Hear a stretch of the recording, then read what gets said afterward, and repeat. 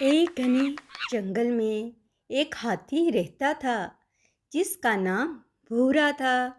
بھورا ایک بڑا اور طاقتور ہاتھی تھا، مگر اس کی ایک خاص بات یہ تھی کہ وہ اپنے دوستوں کے مقابلے میں کچھ زیادہ ہی محنتی تھا۔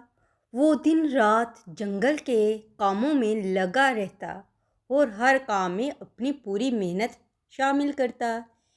ایک دن جنگل میں ایک خشک سالی آئی اور پانی کے تمام ذرائع خشک ہو گئے۔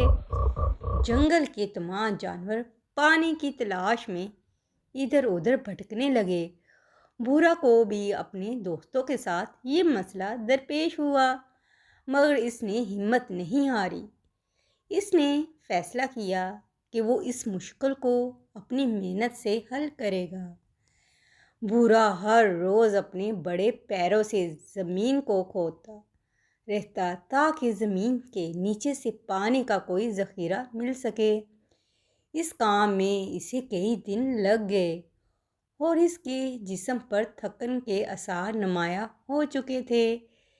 کئی جانوروں نے بھورے کا مذاق اڑایا اور اس کی یہ محنت رائے گاہ جائے گی، مگر بھورا نے ان کی باتوں پر کوئی کان نہیں دھرے۔ ایک دن جب بھورا نے زمین میں کافی گہرا گڑھا کھود لیا تو اچانک پانی نکل آیا۔ تمام جانور بھورا کی محنت کا پھل دیکھ کر حیران رہ گئے۔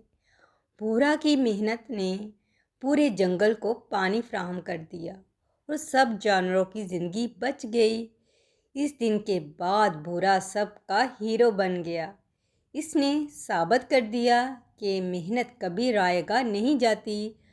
اگر انسان یا جانور اپنی محنت اور عزم کے ساتھ کام کریں تو کوئی بھی مشکل راستے میں رکاوٹ نہیں بن سکتی۔